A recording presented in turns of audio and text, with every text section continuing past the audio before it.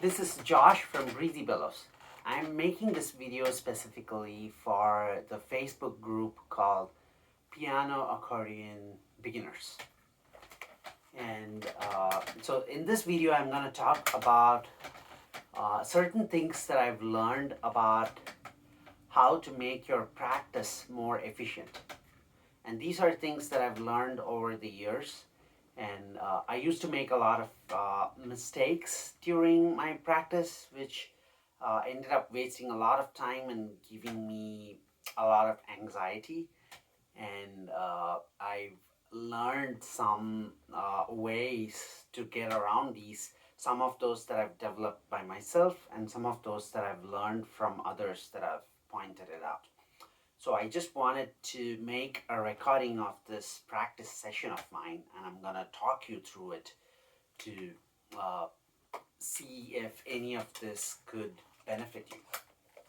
So the first things first that I realized with my practice sessions is that you need to have a goal when you sit down with your accordion.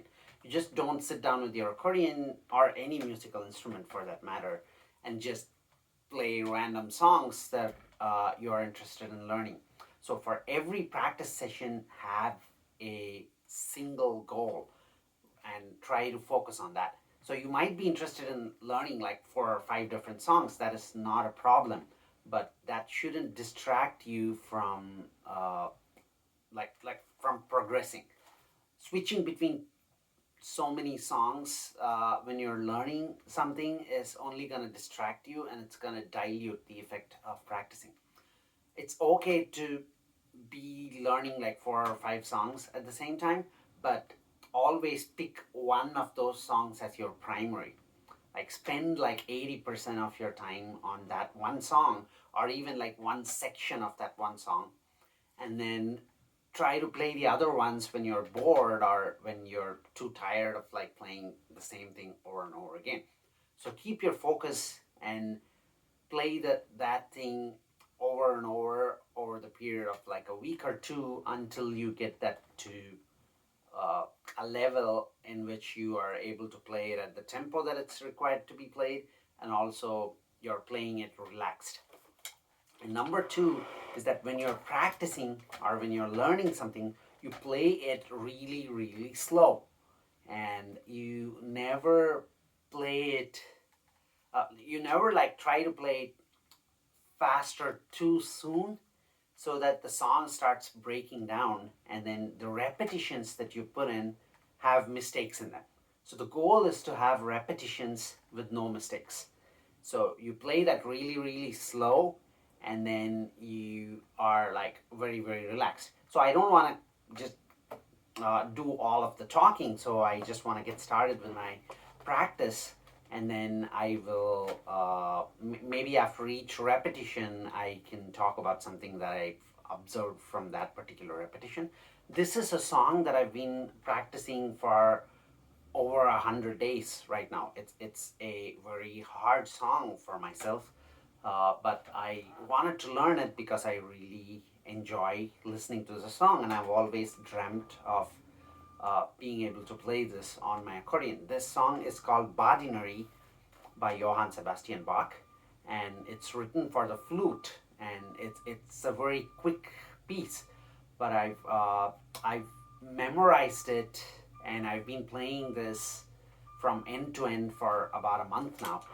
So what I do is I play this 10 times or 10 times every day from start to finish, and I try to do that with as little mistakes as possible and not try to play it too fast. And remember, I've been playing this for over 100 days, so this is not the speed at which you're going to be starting.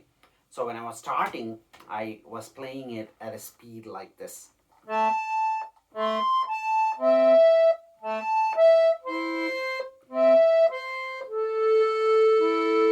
So that was similar to a speed that I started on day one. But now I'm playing it a little bit faster, but still I need to be very, very watchful that I'm not trading speed for accuracy. So I shouldn't try to go faster at the expense of making mistakes. So I'm trying to play this slow enough so that I'm relaxed and I'm able to play this with as few mistakes as possible. But even now, when I do these 10 repetitions, I always have like a few mistakes that creep in here and there. But let me get started with repetition number 1.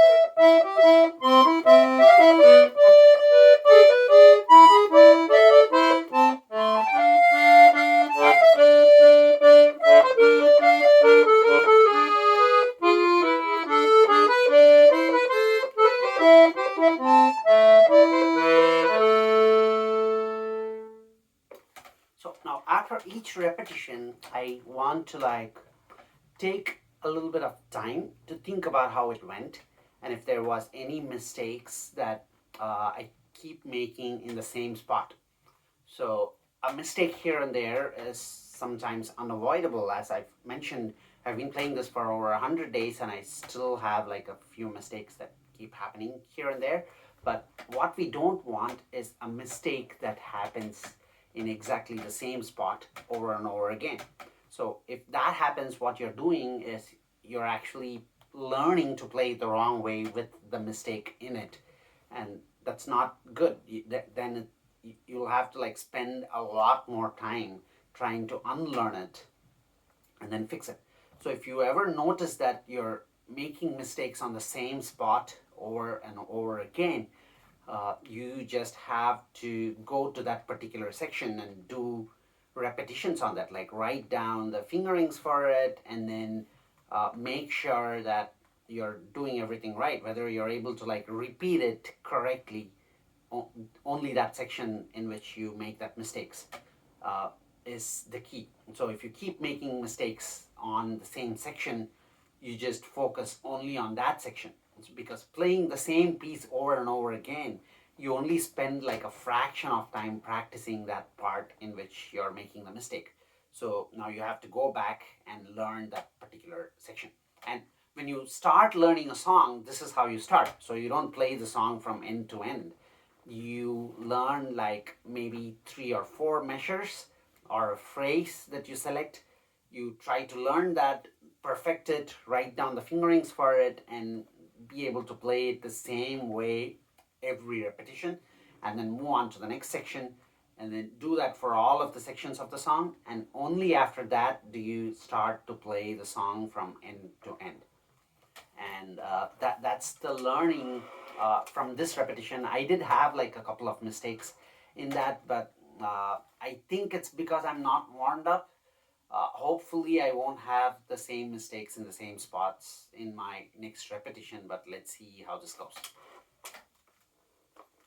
So I'm gonna try and go a little bit slower this time.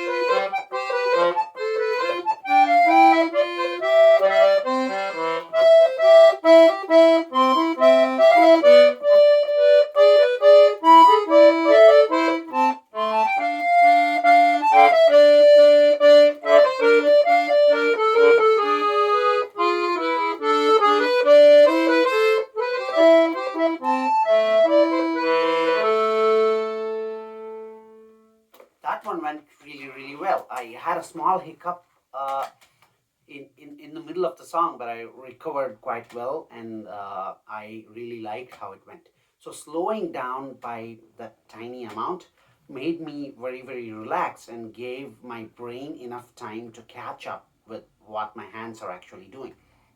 So this is super important. And I know that I've mentioned this so many times. Playing slower is the key part in actually accelerating the learning and also keeping you relaxed. Every time you play faster than what you're supposed to play, your brain gets anxiety catching up with what your hands are doing. Every time it's like a race against time. You don't know whether you have enough time to like think about what your hands are supposed to do next. And when the muscle memory fails, everything collapses. So we want and the time that you spend on that particular repetition goes to waste. So we want to slow down, relax, and be able to think about what's going on and put your practice to full use. So I really liked how that went. So I want to keep it at the same speed and try to like replicate it for repetition number 3.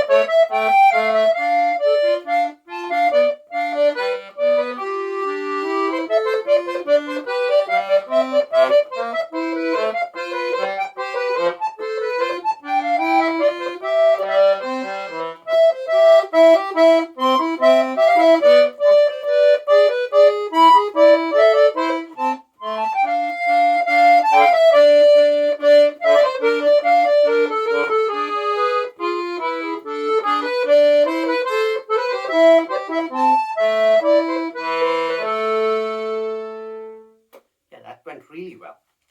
It makes me feel more confident about what I'm doing. I've got like out of the 3 repetitions, I've got 2 repetitions without any major mistakes. And now I want to take the time to talk about Bellows changes. So, what do we try to achieve by learning a song? So, we want to make things as repetitive as possible. We don't want to do things in a way that surprises us when we are doing the performance. If you look at whatever you're doing with your right and left hands, the first thing that you can look at to make things repetitive and remove the surprises is writing down finger numbers. And this is crucial because there are different ways in which you can play the same note. And if you don't have consistent fingering to play a song, you'll be playing it differently every time. And then you'll have to use up your brain at runtime, like when you're performing, to decide which finger you're going to use for that next note. And sometimes you might have picked a wrong finger for the previous note, and you're at the dead end, and you won't be able to like play the next note, and the whole repetition comes to a stop. So write down fingerings if you do it yourself or if your teacher writes them down for you. Write down fingerings that make sense and make it playable in a repetitive way without making mistakes. So you play each note the exact same way using the exact same finger every time, and that is how you get rid of surprises when you start performing. And then you practice your repetitions with those exact same fingerings that are marked. And eventually you will start to memorize those fingerings so you don't even have to look at your music anymore. And the second thing when it comes to removing surprises is Bellows changes. So you will be using up a certain amount of air and you'll be able to play a certain number of measures when you're opening the bellows, and then you'll decide to like switch the direction. This is also something that can lead to like surprises when you're playing a song. If you don't switch your bellows at the exact same points during your song, you might be at a spot when you're running out of air, but you still have like a long note to play and then you don't know what to do. And also, the way that you train your fingers, especially for your left hand, the jumps that you do on your left hand feel very different compared to how you play it when you open the bellows and how you play it when you close the bellows. So that is something that is a big variable when it comes to like performing a song and getting rid of mistakes. So you might think that you learned the song really, really well by playing it at a particular orientation. Let's say I play like the first 4 measures of the song by opening the bellows, and then the next 4 measures by closing the bellows. So if I always do it that way, that is consistent, and the likelihood of making mistakes is drastically reduced. But if I just keep changing bellows whenever I feel like it, and if I'm not keeping that as a constant, now you're like doing things in a different orientation in which you haven't practiced. And you're also using up your brain to make that decision on like whether you have to keep going or whether you have to like switch the bellows direction. And that messes a lot of things up. And I have to thank Professor Bratislav from Accordion Online Academy, who actually reached out to me to provide this insight on like how bellows changes should also be marked in your music, just like how you mark your fingering. And this has actually made my practice a lot less stressful and also a lot more efficient. And I have to really thank him for this, for him to like reaching out to me and providing me a lot of tips.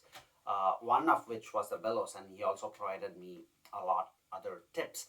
So if you're not marking your bellows and your fingering in your music, start doing that from the next song that you're going to be learning, and that's going to make your learning much faster and also a lot more enjoyable, because your repetitions are not going to have any mistakes.